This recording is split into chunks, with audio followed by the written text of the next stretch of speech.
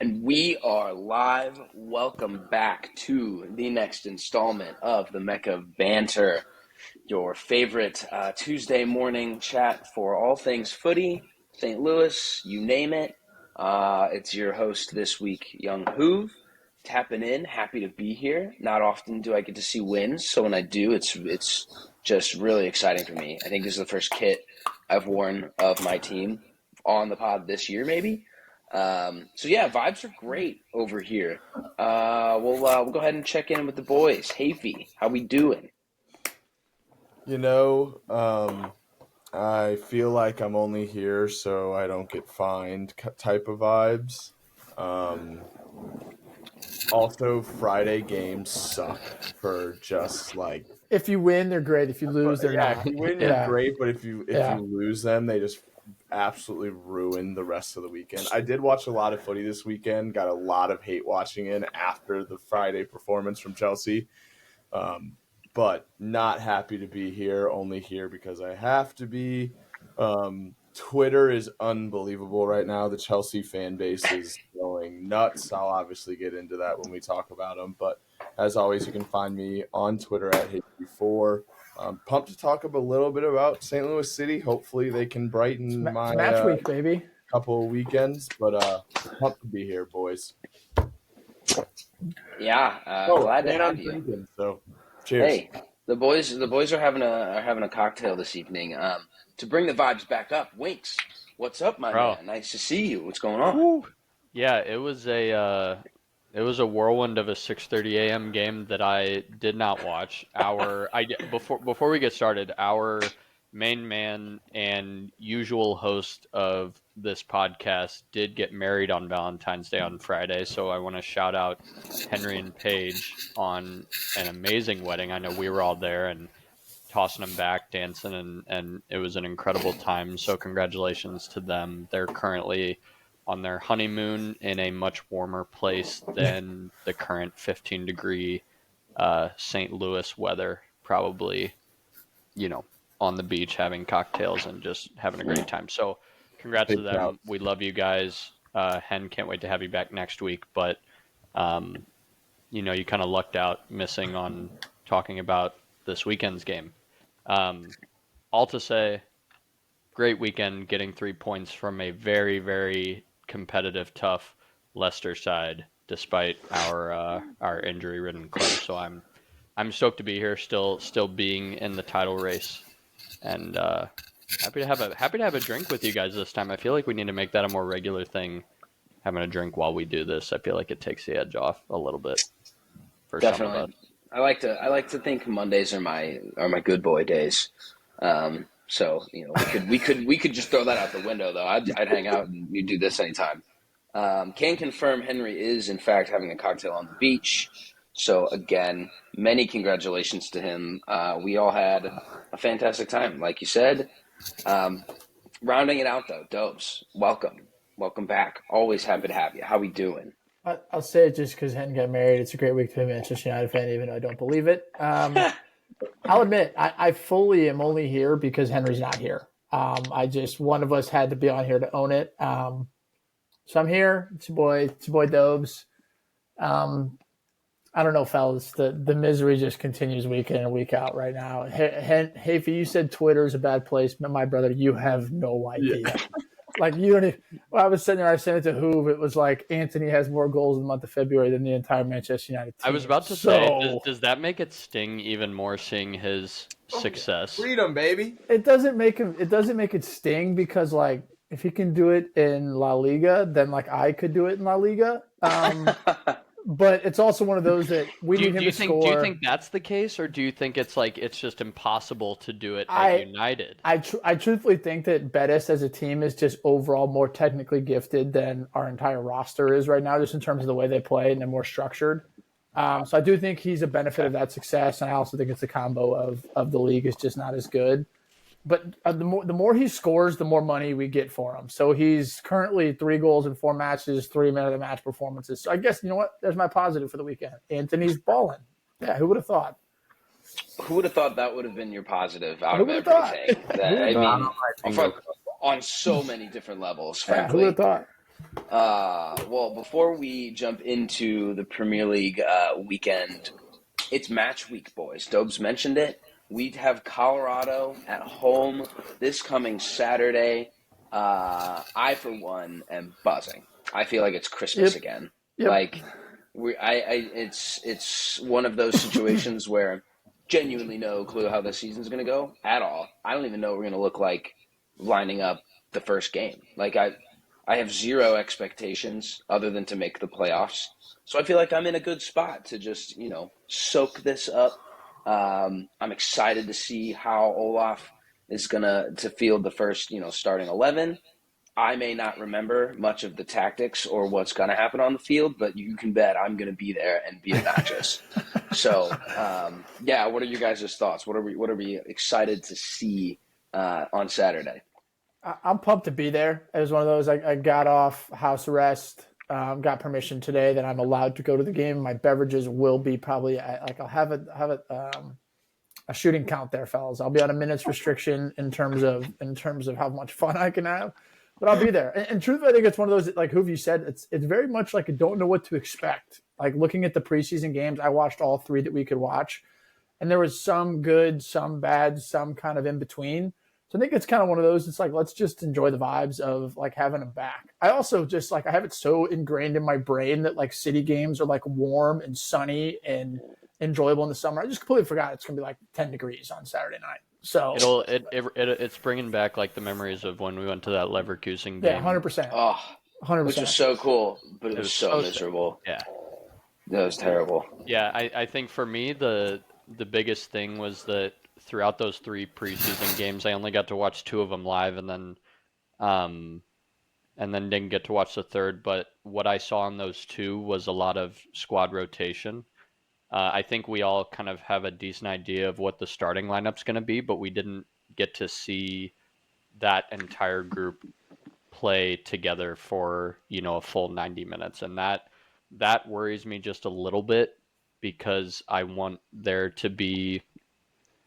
I know that preseason games are a good time to like try that stuff out and figure it out, but I didn't watch the most recent one. You guys may need to correct me if I'm wrong, but we need to put a starting 11 together for at least one of these to see how they mesh and especially in a new formation and just get them used to playing with each other, not half of them playing with bench guys or Yeah. guys that won't make the bench, whatever the case is. But super Yeah. excited nonetheless. I won't be at the game, but I will be watching with a beverage in the in my living room with the heat on. Fair So enough. very very stoked about that. But I definitely do miss like the atmosphere. I think that it's going to be insane, especially last time we were at City Park, it was for the USA Jamaica game, and that was unbelievable. So Yeah. I can't wait to get back there for the vibes for sure. Yeah, I'm very pumped to see the starting lineup that the new coach comes out Yeah. opening I don't day. think it's as locked I'm, in I don't think it is as either, and I yeah, think I don't really know. a lot of the preseason stuff was you were kind of allowed to experiment. You were kind of allowed to tinker and mess with it because that's what you're supposed to do during preseason. But I also agree with you, Winks. Like at some point, he probably should have solidified that and had them playing at a decent amount of time. But I am excited to see it now because it's opening game. It's opening day. Like you're gonna have to play the starting 11 that you're thinking is going to pretty much. I wouldn't say obviously we can make changes along the season, but like this is your first starting lineup for what you want to present to us as fans for this team for the rest of the season. So I think it's a little bit of pressure on our coach for this first game. So I'm definitely pumped about it, but also like I could be a little bit biased after the performance of Chelsea. Like I want some bit of I don't doesn't have to be a result, but like we have to look somewhat good. Like I don't want us to get shit pumped. Like that would not be fun to watch at all. Yeah. I think a couple of points that I noted from preseason, good and bad. Um, Cedric Toicher has been sick for like a week, so he has not gotten a ton of those, preseason minutes with the squad. He's one of those guys that I would think is nailed in on the starting 11, but I'm not sure we see him with how much time Betcher got and how good Betcher looked. Betcher played really, really well. I think he was my standout of the three preseason games. Salio looked ready to go. His quote yesterday at the City Live event, he said, "I'm 100% ready to go. I feel like a dog. I'm hungry." Like, yeah, bro, get me up for that. That gets me so excited.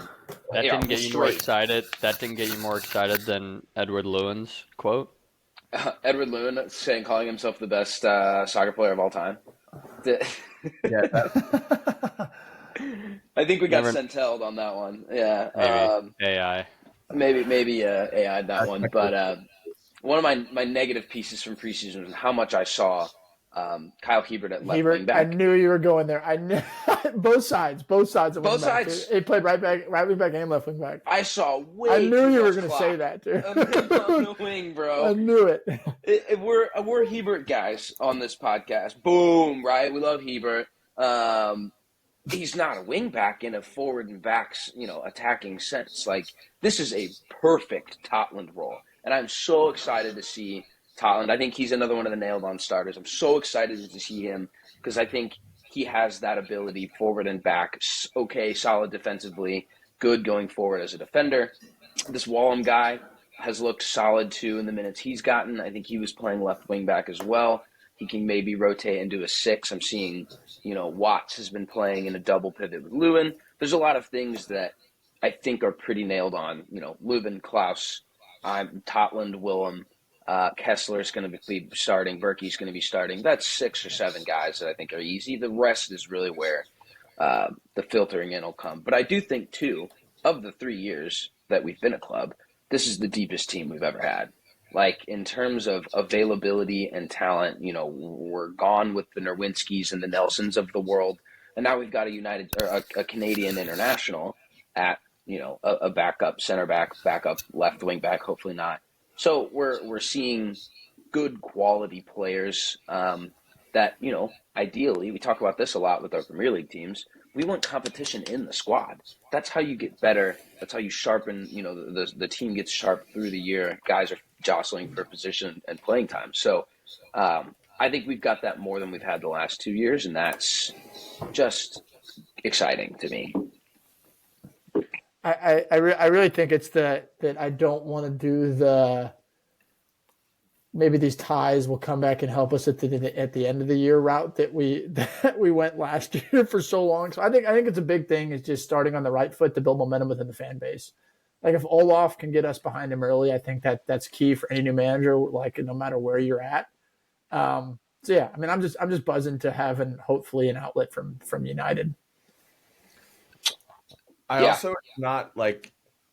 I agree. Obviously, I would want him to get off on the right foot. Like, by no means would I ever want it the other way. But I also, like, there's this nervousness in me, like, similarly to how Carnell happened. Like, I think he got so much hype off the gate because of the quick success kind of our team had. And I hope we don't have, if that happens with him, a similar reaction. Like, I think we need to give him time to prove himself both ways. Like, even if he's doing well or even if he's doing bad, depending on how the outcome comes. But, like, I just don't want us to immediately – our fan base is very quick to the trigger on, like, getting these people. And I don't want that to happen because he wins us the first 2 games. You know what I mean? Well, the good thing is you can always tune in to the mob, who will be able to tell you whether or not the game was good, win, lose, or draw. If we win, we've seen this a lot. Like, gosh, the United Tottenham game that we'll get to, miserable. It can be really, really bad play, and you can still get points. So I like your point, Nikki. This is a very reactionary fan base, ourselves included on some aspects. But it's Olaf's first major managerial job. I really don't know a ton about the guy. He's not done a ton of media. Everything that I've picked up is that he's just a Viking mentality on everything. Well, he's gonna show up in, like, shorts and a t-shirt and just want it so bad. Flip flops or something. Yeah. Dude, I either want full suit or shorts and flops. Like, no in between. Give me what I want. Do we want to comment on the jersey release at all? I mean, I think we talked about it a little bit last week, but it was official. It was official that it came out. So The first teaser that we saw was like Not that beige colored, right, with the pink accents, or is that our uh, away kit? Because remember that they showed the leak for that one that we originally commented on that was in the Oh yeah. TikTok you posted, and it's obviously different than that. Like it's the all city red. Like compared to the first one, I like the all city red a lot more. I will say that. And one of you guys tweeted it. We do love a collar, but it's just so tough when we see all these other clubs in the MLS like honing in on their partnership or doing the subtle embellishments and like this really cool stuff.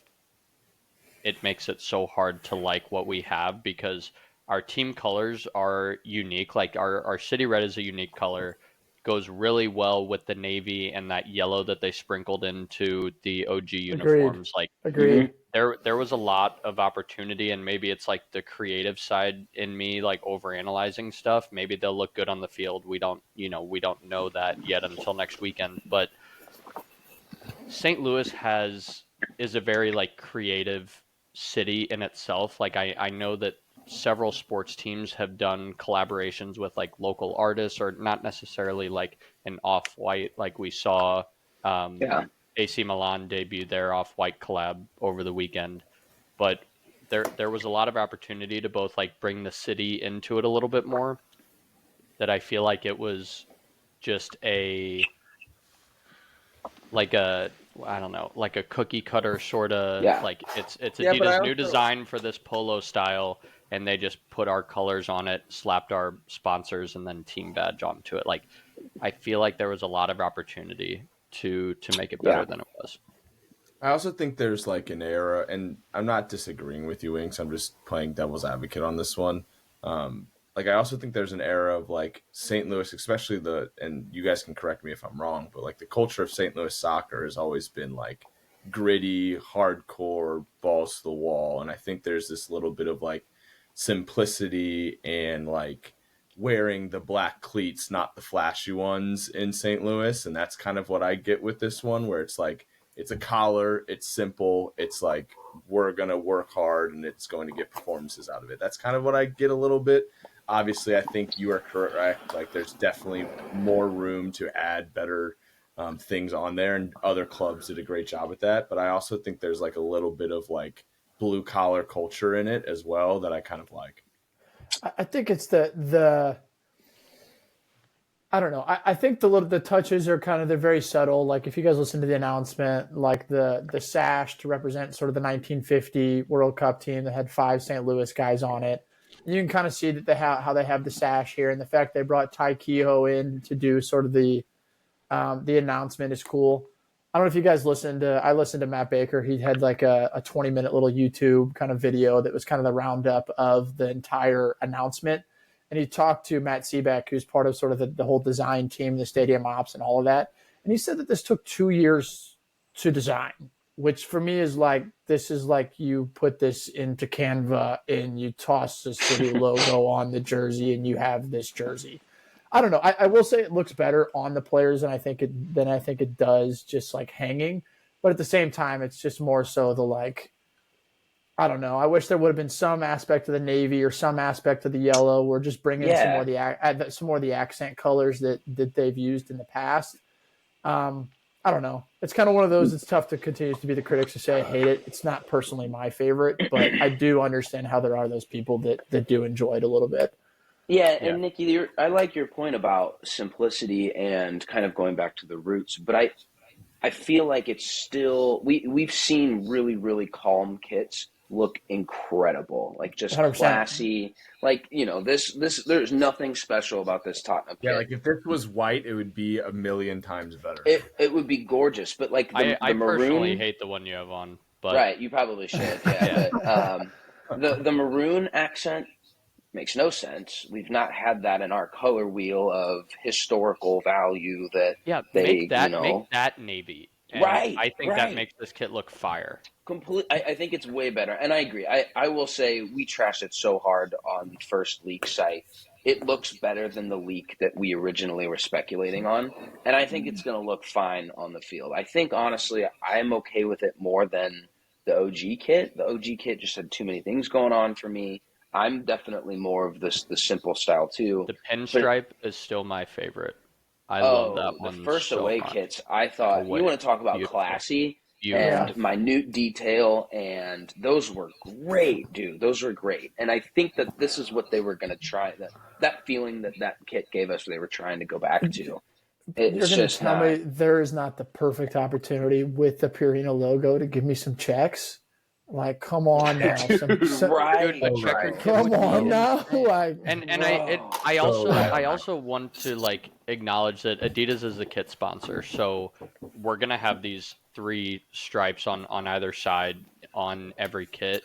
I don't know how that would look if we also had like, even if the sleeves weren't checkered, like having a checkered torso and then just like having the 3 stripes on the side. I think that's one thing that Nike is able to do better than Adidas is like they don't have to have these 3 stripes on the sleeves. Nike just needs to check, and then they can you can get more creative with it. But dude, like even if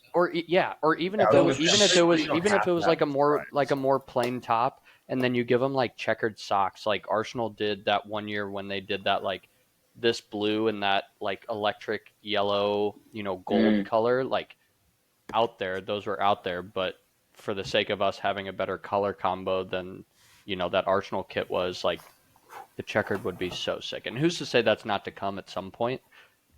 Because it very well could, assuming Purina stays our chess sponsor. But yeah, the Purina it looks so big, frankly. Like it looks like a really big sponsor. And I think one thing we have to mention is that I'm sure there were a lot of people on the conversation with Adidas from St. Louis and from the front office. But I don't want to bag them, because I think at the end of the day, Adidas has creative license to kind of do whatever they want. We obviously give input, and I'm sure there was a lot of conversations on it, but the release itself was cool. I thought the video they did with the Lewin video was cool. With Lewin video, and I thought the aging of him to be 60 or whatever it was really funny and a good. It was cool cinematically. Anytime you get Smino on the camera for a promo, I'm in. Say less, I'm in. So I think the team did really well at the release, and all of the media stuff they've done leading up to it's been great. It was just a little bit of a letdown, I think, from the Mecha perspective. My biggest hate is the fact it is the LAFC jersey to a T, just without the sashes that we added. That they're the exact same kit.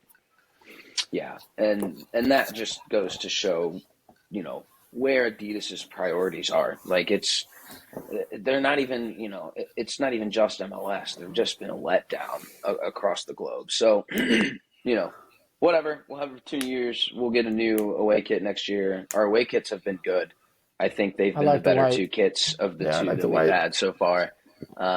So yeah, it's got some cool details. I love a collar. It's just not the collar. It's just not the kit for the collar. I don't know. But yeah, we take on Colorado Saturday. Excited. If anyone's around, you may be able to catch a couple of Mecha boys around 9 a.m. at Amsterdam.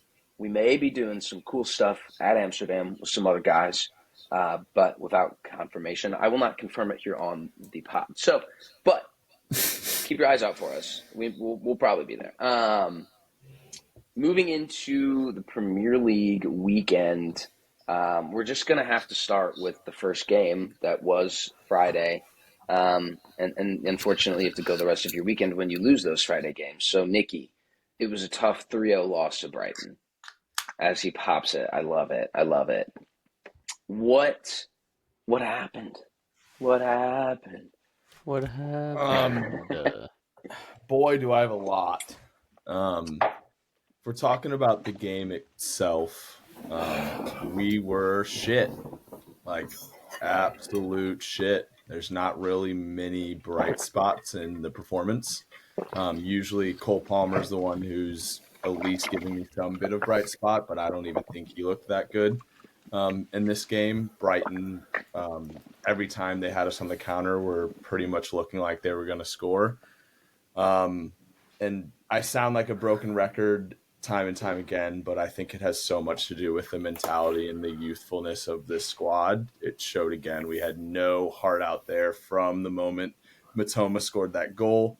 Also, by the way, don't just skip over that Matoma goal. By the way, dude, that was incredible. That was insane. Great touch, great. I also, if I'm being honest, like I think Chalobah could do better there. Like, yes, it was probably, but the touch was still outrageous. Unbelievable touch by him, 100%. And that's what I was going to literally about to say.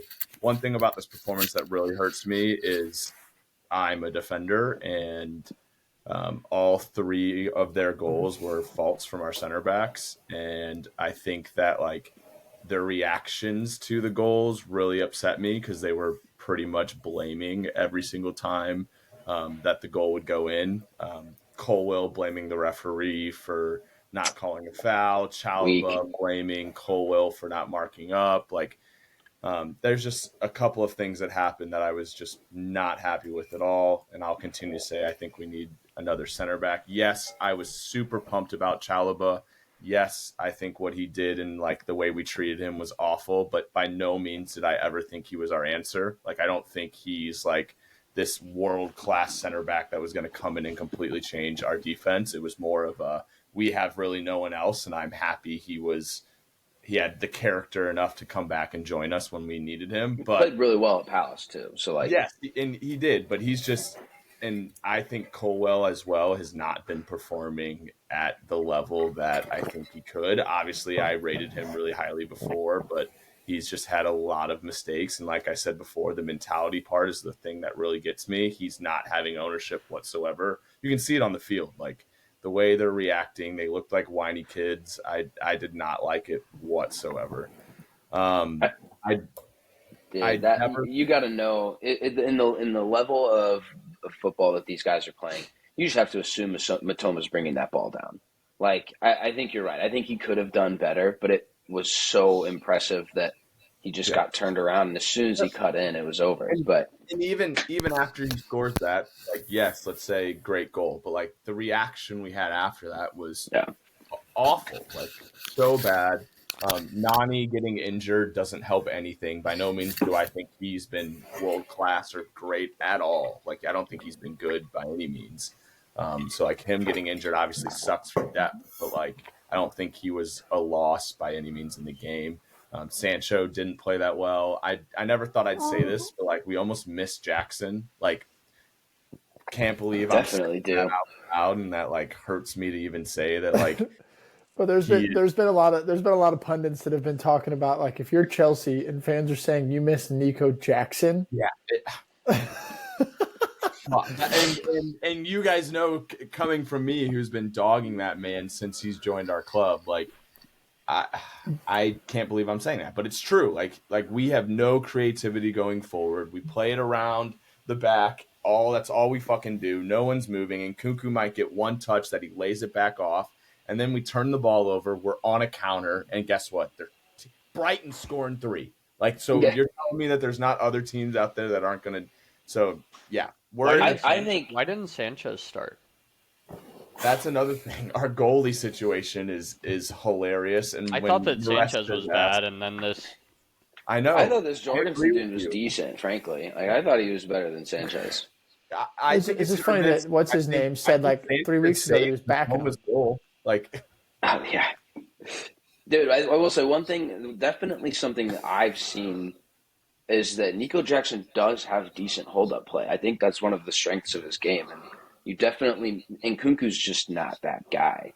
And it's so weird to see him play for this team. And, you know, it was like Havertz when he was in Germany. Like, it's just maybe the move just doesn't always fit the player profile, because Nkunku was so good, but then, you know, it's all kind of fallen off there. I think we were all like pissed that he signed with Chelsea back when that deal went through. Like, fuck, we gotta go up against this dude. And I also thought I think most people thought, at least in my opinion, when I thought he signed, like, I thought he was gonna be one of the first names in the team sheet in terms of like the player that we get. But then he also has had mad injury trouble over the last couple of years. Yep. I also I've said it many times, and you guys will agree with me. The striker position at Chelsea is fucking awful. Like, we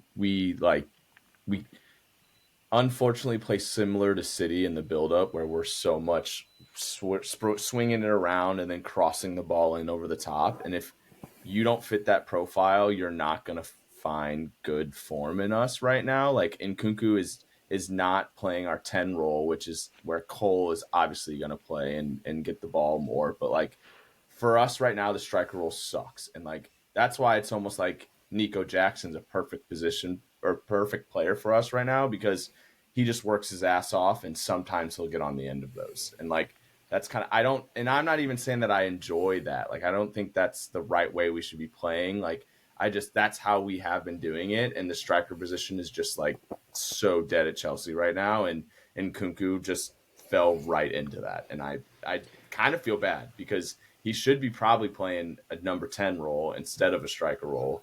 But I think it's. I'm sorry, I'm jumping in on this one, but it shows for sure the cracks in the tactical ability, because I think it shows when Cole Palmer's not balling.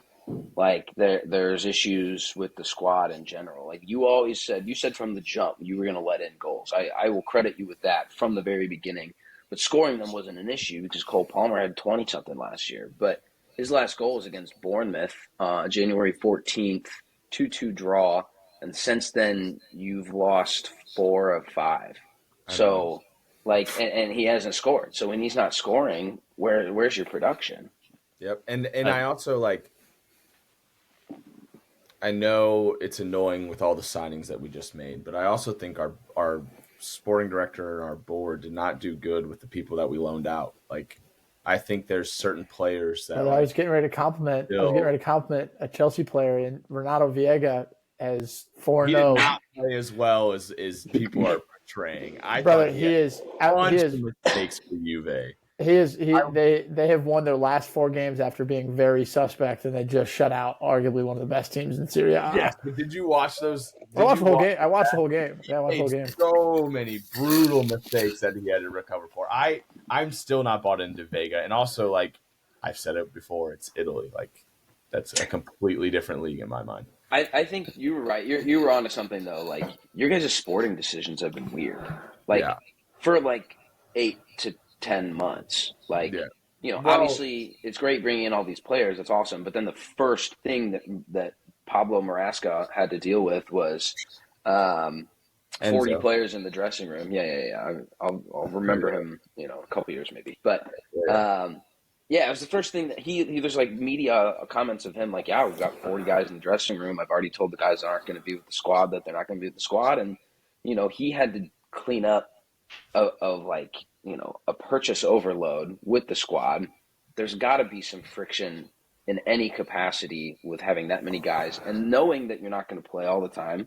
So then, naturally you make these loans, but then injuries happen and you loan these guys out and they can't come back. And it's like you kind of just shook down the team. Yep. Yeah, it's interesting, and that's a great transition into, honestly, the only thing I really wanted to bring up is what I kind of talked about in the beginning, which is Twitter is absolutely insane right now, and the Chelsea fan base is pretty much saying burn it all down. We have a protest scheduled, or Chelsea fans have a protest scheduled for the Southampton game. That's insane. For what? Pretty much saying that they want the ownership out. They think they spent $1 billion, dude. I feel zero sympathy. Zero. I saw a tweet that was like, imagine spending over $1 billion on your team and not buying a good striker, center back, winger, or fucking goalie, keeper, bro. Yeah, I was like that. That's where the fan base of Chelsea funny. Is at right now, and it's very interesting to me. I live in St. Louis. I'm not from London. It's not Would you be at that protest? I don't personally think I would, and that could be the American in me or whatever. I think it's so early to pull that trigger on this project. Like, we're literally in the first year with the new coach. It's obviously been probably a year, 2 years with the ownership, 2 years with the ownership. And so, like, I think we need to pump the brakes a little bit because we are still the youngest team in the Premier League. I will agree with some of their points that a lot of the fan base is saying is they're just looking at our players as assets, and it's just a money-making machine where they're going to buy them for this much and then have them for a couple of years and sell them. And I don't even know who are the good assets. What? I mean, okay, we have They're a midfield three at the moment. Caicedo, Yeah. and the Brighton fans' chance was fantastic, by the way. Oh, so fantastic. good. That's another thing that pissed me off about the whole situation is, like, we're trying to be the upgraded Brighton, and we just got fucking absolutely shit pumped twice. Like, back to back. Hey, Enzo said he wouldn't really talk about who's their manager. What's his name? I know what you're talking about. He's like, I don't think he's like, I have no comment about him, but their previous. I like De Zerbi. He's like, I really like De Zerbi though. I think De Zerbi was the best, and then lost to him twice in a week. Yeah, I know I said this last week, and obviously we're no longer in fourth, but we're in sixth. But like, if you took away all of the results, all of the bullshit, and you told me that with the new coach, with how young we were, that we would be where we were at, I think it would be okay. Like, by no means would I say burn it down. We need to completely gut the entire system, which is what a lot of Chelsea fans are saying right now, which is why there's a bunch of protests scheduled for the ownership out for Bluco, which I think is interesting. But obviously, I'm once again on this side of the pond and don't have as much connection as some of these loyal fans. You also said, like, you're in the first year of this project because you have a new coach. But that is very two-sided because you guys have historically swapped coaches every 8 months for the last and the previous 4 years. Yes. Yeah. So Yeah. it's like, quote of the year, no banter, but like I feel like there's never a definitive point, at least in recent Chelsea years, like post Champions League title, that you can say like, this is the point when we started the rebuild, when you tried with one coach, bought, X amount of players, didn't work, fired a new one. Like, there's a perfect example is when Abramovich had to sell the club. That's exactly when the rebuild started. And when that happened, we've gone through 2 coaches since that ownership has happened. But before that, you guys did have a couple other coaches that your previous ownership group was like trying to go through a rebuild. So it's not like the rebuild might have started a lot earlier than that, but this might just be a different It was also we had a transfer ban, which was another thing that was part of the rebuild. I forgot about that. Me too. I get where you're come from. Just as a United fan, if we were to have spent $1 billion in 2 years and be sixth, like I would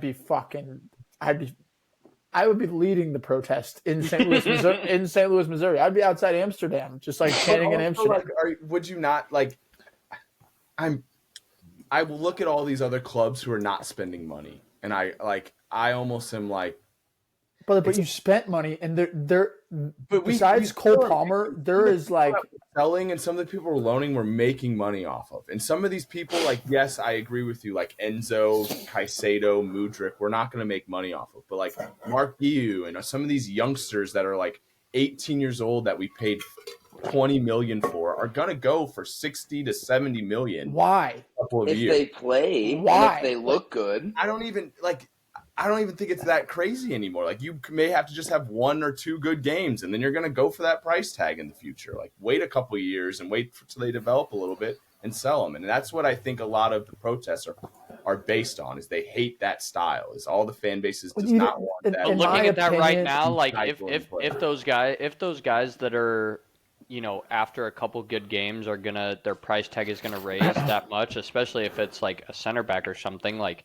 there's a good chance you guys are gonna need those players in that position based on like current team form. So like, where do you make money if the current guys that you paid for like aren't performing to what you paid for them, to where you're gonna need to bring up these young guys that like arguably are gonna end up doing better in the long run when you paid a lot less for them. Like, it's tough to see where you guys make that money based on like the more expensive players that you guys have bought outside of a couple, and the thought that you guys are going to need to use them at some point and not let them go just for a profit. But I feel like that's the disconnect, or like that's the tough part.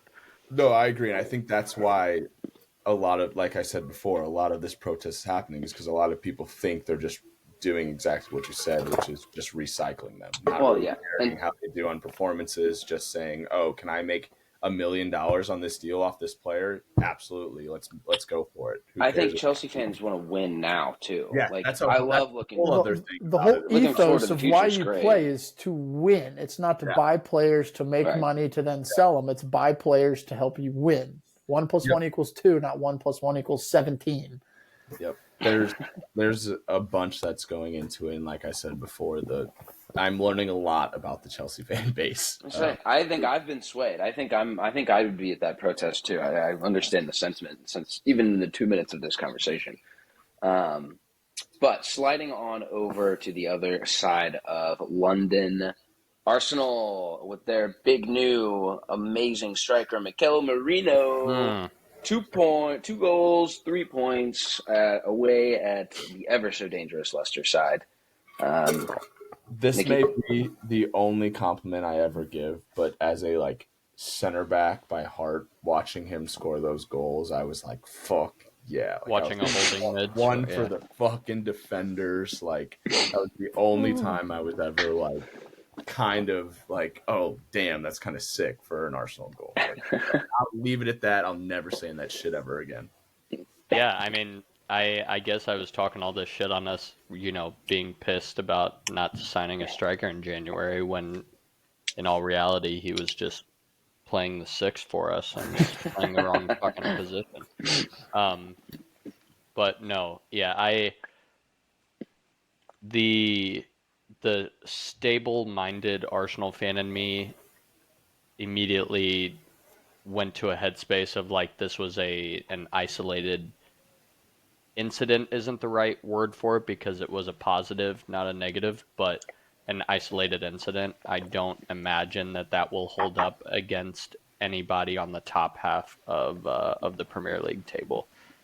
But without our starting front line, I don't think it was close. We struggled to create chances for the majority of the game until he did come on, but I don't think that we gave Leicester any real opportunities.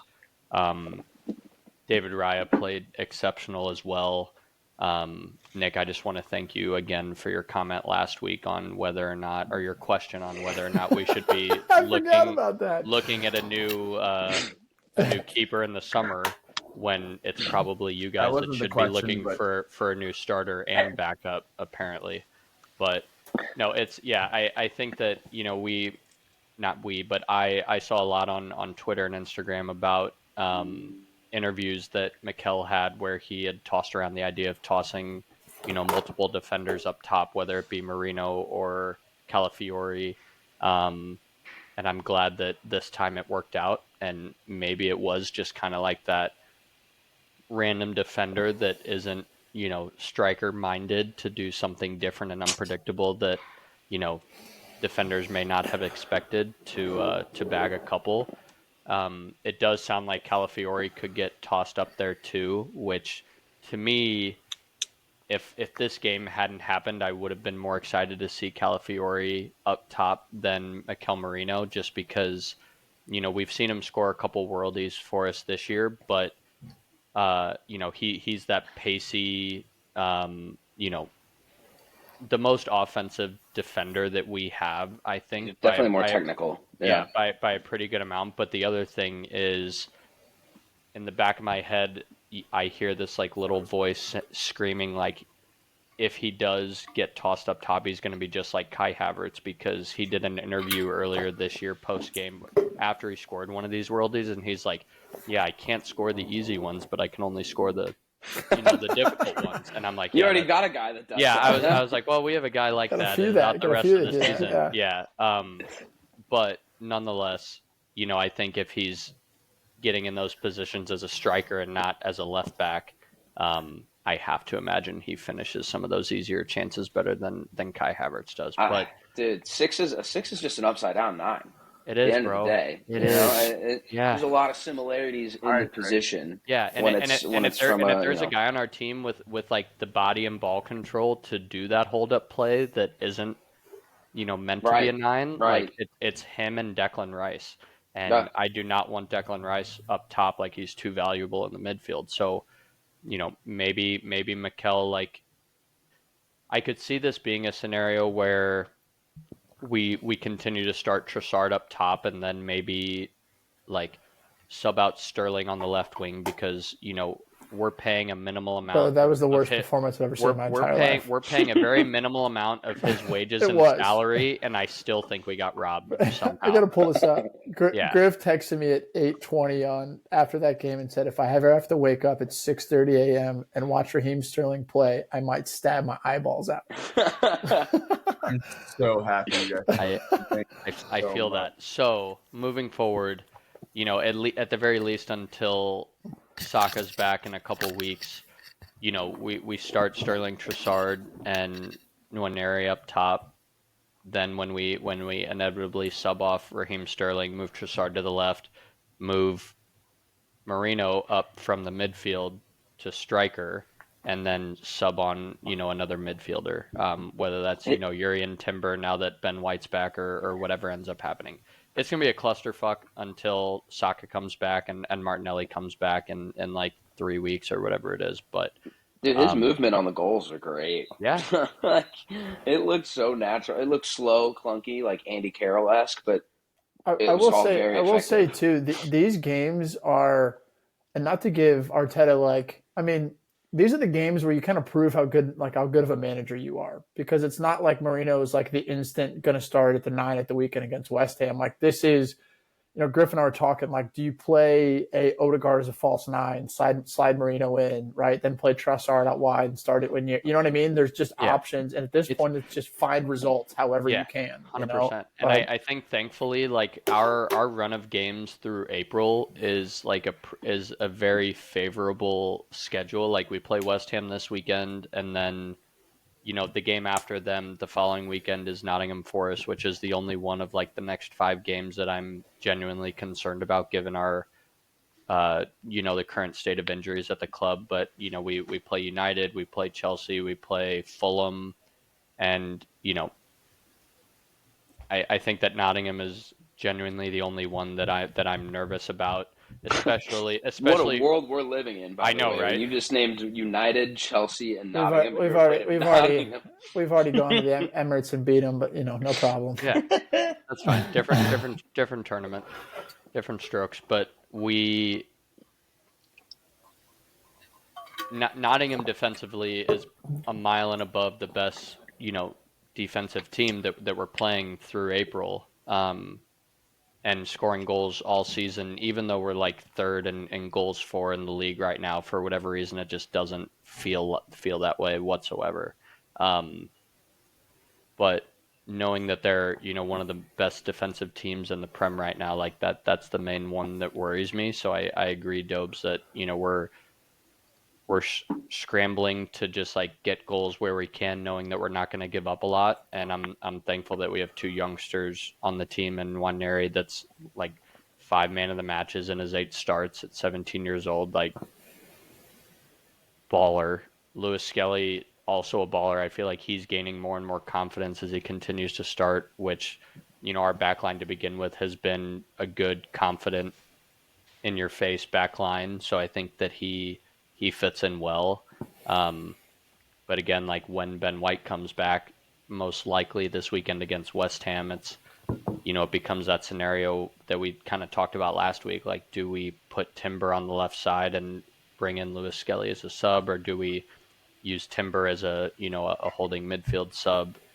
I don't know what's going to happen, but with with these 4 or 5 starters that we have injured right now, we're just kind of like playing guys out of position. And this season and most of last season, like we haven't played a different formation. Like I've talked about it with a lot of people. Like, why don't we just play 2 at the top, or a 4-5-1 or something to offset the guys that we have injured, but like I don't know that we've ever trained to play in a different formation, and that worries me a little bit. Like it gives me confidence that I know that, you know, if we play this formation, like the guys know how to play it because they live, eat, and breathe it. But when these kind of injuries come and, you know, we play a better team than Leicester and we're forced to, you know, adapt so that we don't get exposed, like it worries me that we haven't trained to play with two up top versus three. So we'll see what happens, you know, without Saka, Martinelli, and Kai. Fellas, we're like, and I don't know if I've said it live on this podcast, but I've definitely texted it to Hoof and Hen before that, like, I'm a gooner for the rest of the season because fuck Liverpool winning the title. But like, we quite literally are relying on Arsenal, like, to keep this even remotely a race. Like right now, like for real, like this very well could be done and dusted in 3 weeks from now, like for real, which is kind of crazy. And see, I'm the opposite. I hope they finish out of fucking Champions League. Who, Arsenal? Yeah. Yeah, see, you know where I'm at. Is it just Liverpool. JP? I hate Liverpool more than I hate JP. Is that the main reason? Who outside of Hoove? What? Me? Yeah, Nick and Dobes. Is that the main reason that you? Well, you said you're an Arsenal fan, but Nick, Yeah, why? I don't want Liverpool to win. Why do you hate us more than Liverpool? I've always hated you more than Liverpool. I didn't ask how long. I asked why. I think you guys are a shit club. Host of reasons, maybe. Yeah, you're owned by Kroenke. Like there's a long list. Yeah, it's a pretty simple one off the rip.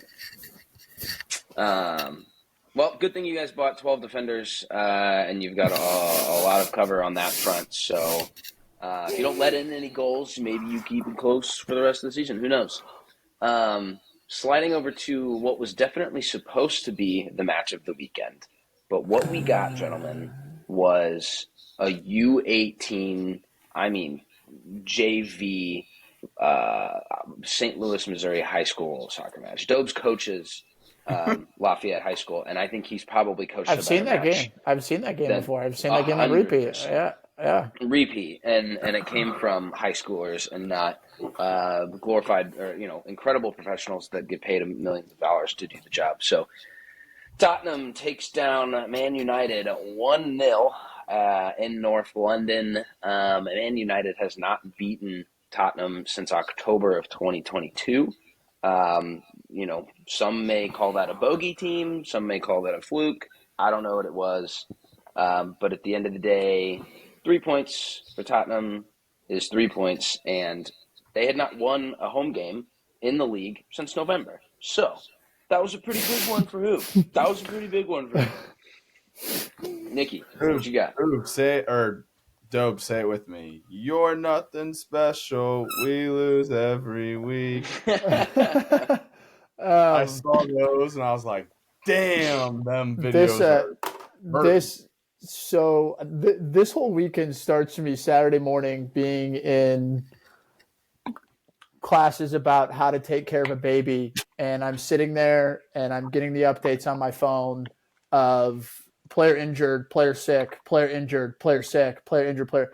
And Madison's like, "Can you pay attention?" And I'm like, "Not now, not now." Like I got the update that was like Manu's out, Ugarte's out, Ericsson's sick, Yoro's sick, and then I just was dreading the game on Sunday. Since then, I wasn't exactly sure what our lineup was going to look like a little bit just because of the injuries. To be honest, I'll take two positives from the game. I think there's a real player in Dorgu who we just signed. Like he was really, really good. I don't think him and Garnacho necessarily linked up. It was the first time playing out left together. And I also thought Xerxes played okay too. Xerxes is really calm with the ball. I think that Emram said that like he's lost a ton of weight. He's fitter. The ball's kind of a magnet to his feet, but him and Højlund again just did not combine at all. The goal was like a pass back to Onana's left that like he literally looked like a pass back to him. He had to make that dive to his left. And in my opinion, if you're going to get there, at least try to parry the ball wide. Like if you get a hand on it, try to tip it wide. Instead, he did it to Matters. I'm surprised didn't take his shirt off and like run around and like do something crazy. And then Matter scored, and truthfully, like that was the game. Like Garnacho had a chance that he should have scored, but that was the game. Yeah, I mean, I texted Hoove this too. Like Vicario being back was massive. Like he made that set because I was watching the game playing Xbox with Griffin Butch, and so they were watching it too. And that save he made in the first half with Garnacho, the top hand all the way to the left, was a fantastic save. And the one in the second half down to his right, that was like bottom corner that he got down to. Like, I don't think Kingski gets there for sure. Like, if Vicario's not playing that or playing, I think that's a goal. Same thing from United. Like Hoover said it best in the group message with Hen and I. Like, we're toothless. Like, we just are toothless. We don't take our chances. And I think the frustrating part of that game was the fact that we very well could have won that game. It might not have been deserved, but I think the chances were there for us to take away 3 points. And you don't take your chances and Tottenham gets one. That was kind of the game. Other than that, it was ugly all over the field. I don't know if there's been a 1-0 finish in a Tottenham game this year. That's not our thing. We don't score one goal and prevent 0. So I think that says a lot about United at the moment. And I said too, I agreed. I thought Xerxes was really good. In just the hold-up action that he kind of had to, the role that he had to play because Højlund can't do it. But then there's just nothing else that we're super positive from him. He did so well with the ball, receiving the ball, finding an outward pass, but then and then he's up and he's got a potential side volley at the last 5 minutes of the game in the box, and he just whiffs it by 8 inches. Yep. So I think there's a player there, but Garnacho had to score. That one blazing over the bar was like 85 mil. You guys wanted. I mean, we're gonna really have to defend that price tag. But I think my biggest frustration with this entire game, take away the goal we conceded, take away us not finishing our chances. The average age of our bench, I don't know if you guys saw that, I forget who sent it, that the only player on our bench who had ever played a game for Manchester United was Victor Lindelof. He was the only player on our bench that had ever played in a real game for Man United. Our average age of our bench was like 17 years and 260 days or something like that. The biggest frustration for me was the fact that game was there for the taking. Like, as bad as we were, as bad as Tottenham was, we have Cheeto Obi on our bench, who's a number 9, who's a prospect that everybody at United is hyped about. There's Morehouse, who United is hyped about. There's Kone from Mali, who's a 17-year-old that has done really well with the youth team, and he gave Cheeto 3.5 minutes. Yeah, and that was the only sub that he made in the game. It's like, if you're going to call up these young kids, like, give them a chance. What do you have to lose? Like, we're down 1-0 in the game. We quite literally, the league is done and dusted for us. Like, it's like we're playing for cup competitions. Like, those are important for us. The Europa League is important for us. Why not put those kids on, at least go for the game? Like, that to me is, I get that there's the aspect of protecting them and you don't want to bring them up in what is a hostile sort of United team with the pressure.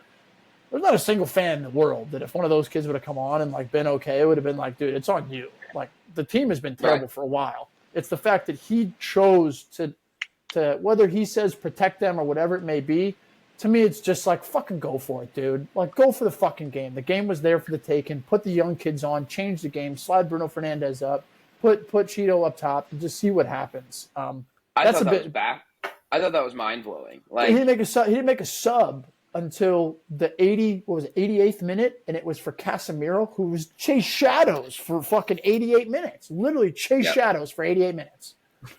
Yeah,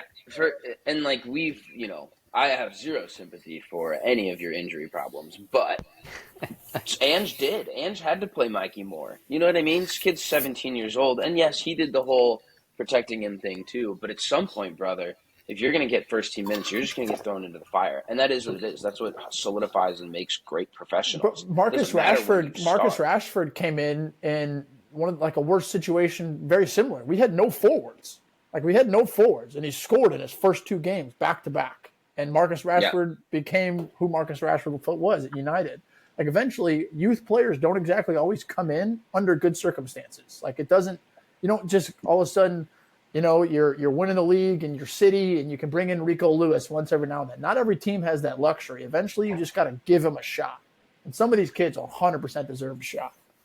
That was wild that he didn't do anything. And I on the other side, I should have been more nervous than I was. I was chilling.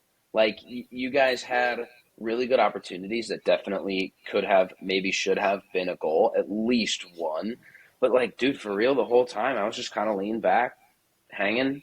Wasn't all that stressed about a potential result. Bro, that was the whole game, both sides. The whole game. I was never concerned you guys were going to score, and you weren't concerned that we were going to score. You were just up 1-0. And then to see the the stats and XG.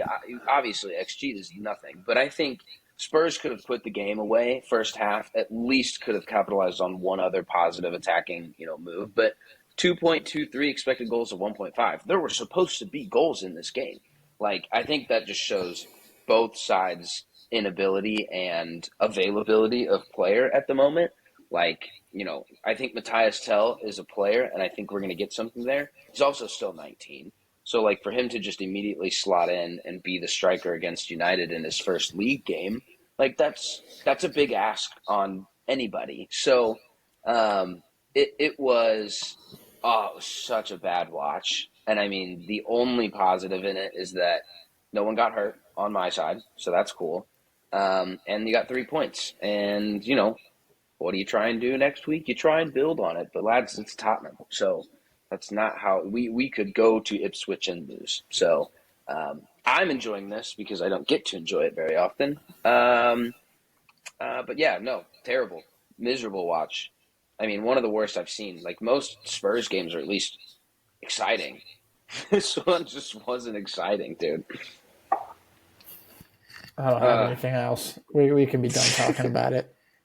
Amarim, he had some comments about Diallo's injury. What about it? He's out for the season, though. Yeah, he's out for the year. What happened?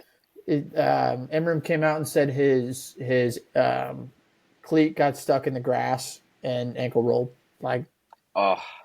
Simple as that. Ligament in his ankle.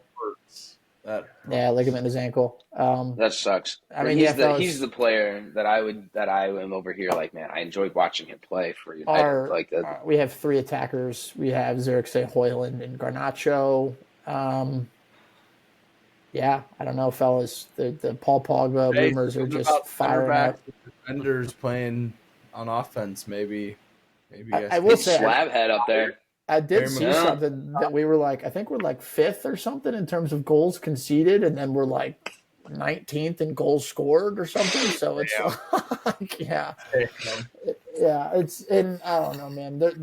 We don't have enough time right now to talk through our issues. I think the biggest thing is it's trying to get some players back and hoping that Ugarte and Eriksson and some of those players can come back this weekend. And it's not like it gets any easier. I'm not confident going against anybody. And now we're playing against Real Everton or whatever you want to call them, who has now won 4 of their last games and is just on fire under Moyes. So we'll see.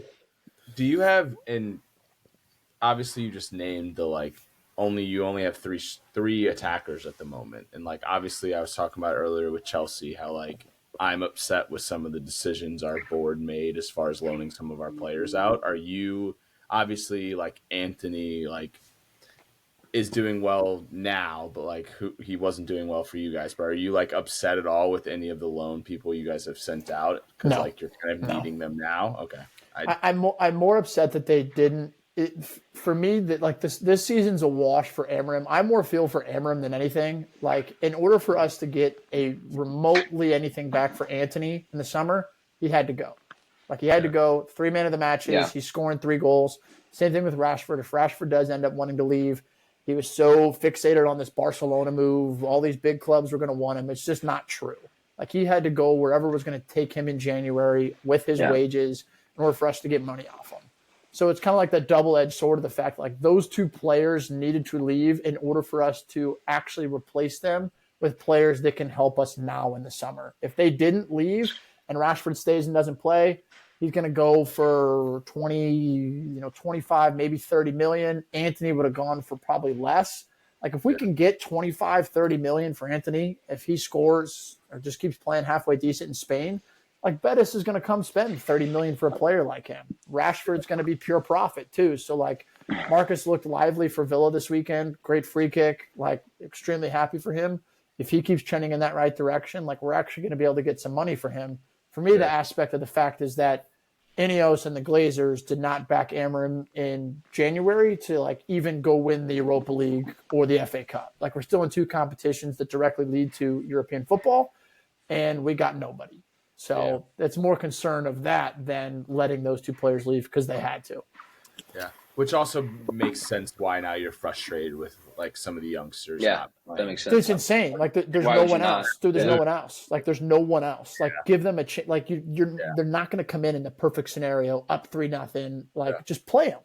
If they don't play well, bring them back the next year. They're coming into a bad situation. Like fans understand that, but like on the United, every single jersey they've had, like whether it's sometimes they put it on the inside of the jersey, it's sometimes on the inside of the jersey. It says youth, courage, success. So United's based off of, and the fact that he didn't play them is just like. Yeah, fucking baffling. Spurs rocket up to 12th in the table. Man United sits at 15th. Only 1 point behind, but a lot of teams there in the middle there. The rest of the Premier League wrap up. We do have to talk about Everton and Liverpool. That Merseyside derby was awesome. What a awesome.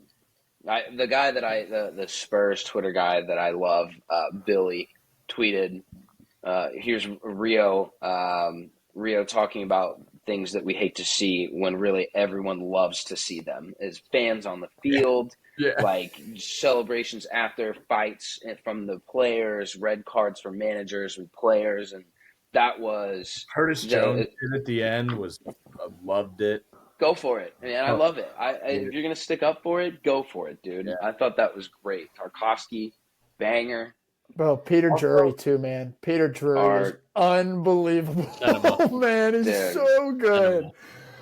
Poetry in motion. If you have not seen his call on that final goal, highly, highly suggest that. That was ridiculous. And there's been a lot of the celebration police, like, oh, this is their World Cup final. Like, yeah, brother, joke's on you. It is. They don't play finals. Of course it is. Like, let them have that. That was a generational moment that I feel in the modern game and the modern fan and Twitter and social media. It's like you're not allowed to have fun in the sport that you're playing. Like Roy Keane calling out Matters. Like, he doesn't scare me. And then Matters having a bit of banter back to him and shushing the crowd. Yes, Spurs are in 12th.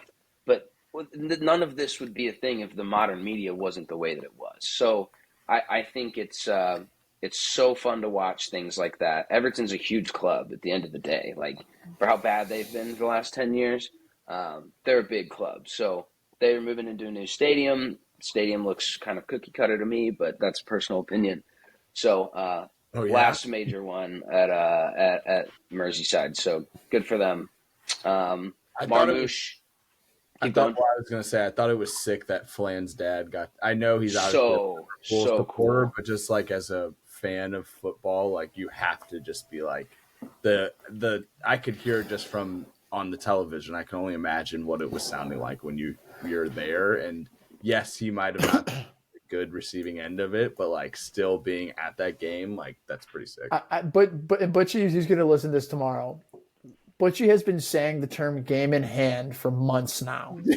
And I literally have been telling him, I said, dude, do you realize this game in hand is at Everton? He was like, oh, no problem. I was like, I promise you, dude, they're going to find a way to make you drop points. And so literally I texted him. We've all been in that position. I texted him right after. I was like, dude, I told you it was meant to happen. Yeah, that was football heritage, as the great one Jose Mourinho would say. So, Marmouche, baller, 33-minute hat trick. Are you kidding me? Welcome to the prime. We were scared of someone to offset Haaland, and it's happening. Like it's funny. So obviously, I was watching. I forgot what other game was on it. It might have been it wasn't the Chelsea game, but I don't know what game was on at the same time that I was watching the other one. But all I know, I was told it was like 14-minute or 18-minute hat trick by City, 14 minutes.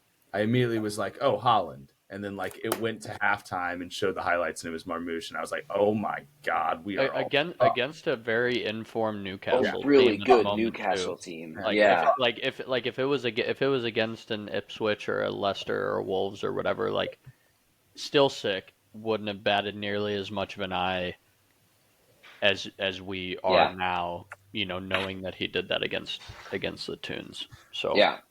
And Everton pick up points again. So you're right, dude. Everton are hot right now. And Ipswich, speaking of, they were down 60 minutes to 10 men, and they pulled out a 1-1 draw against Villa, leaving them dropped points. They're very close to not, they're fighting to not get relegated. They're on our heels, man. How many points do they have? I think they have like 9. No, they're double digits. Oh yeah, Southampton has 9 points. Ipswich has 17. They could fight for that. Yeah. And a big 6-pointer against Tottenham next week. Yeah. Champions League roundup. Not a whole lot, but Man City blew it. Real Madrid, that eyebrow was raised. Yeah. And they pulled it out. They I don't know if they did it on purpose, but they zoomed in on him too. I don't know if you guys are watching. They zoomed in on that eyebrow up, dude. Ancelotti knew what was going to happen. Everyone knew what was going to happen. And it happened. I as a Real Madrid bettor, hilarious. Just a hilarious fall from grace. That's tomorrow. Isn't the reverse tomorrow? I think it's at Madrid. I think it's Wednesday. Wednesday. I think it's Wednesday. That's the biggest one of the lot, in my opinion, that we watched. Anything else spectacular? I mean, Milan's down 1-0. I was getting ready to say we need the Milan boys to come through for us. We need the Milan boys, and the arrival of João Felix has not been great for Christian Pulisic's playing time. So don't love that, and it's kind of psychotic to not play him, who's been comfortably your best player. I do think there's some minutes restrictions and injury things that he has a history with that we should be resting him here and there. But I would like to see him on the pitch. He'll start tomorrow. He'll start tomorrow. Has to. I don't know if I've got any other major ones. PSG are a wagon. I think they're underrated at this point. Fun to watch again, man. Fun to watch. Ousmane Dembele is balling. So keep your eyes out on that. Yeah, I think that's about it. Let's see. Villa, Liverpool, midweek. Some tight fixtures coming up. Europa League, a lot of things going on. St. Louis City back in action on Saturday. I can't. I'm just giddy. It feels like Christmas. I'm so excited for that. But really need 3 points. That's all I got to say. Just for the vibe, for everything. I really want 3 points from us. I will be financially investing in that. I really have a hard time seeing the lads not get up for the first home game of the year. I think we do have an actual home field advantage, which is semi-unique in MLS, considering not all the teams have great support like we do. So, yeah, looking forward to it. Keep your eyes out. A couple of us will be at the game. A couple of us will be at Amsterdam. We're going to be out oot and a boot on Saturday. It's a big lads' day out. So keep your eyes peeled. Gentlemen, fantastic one. Always good having y'all. Cheers. Yeah. Cheers, boys. Yeah.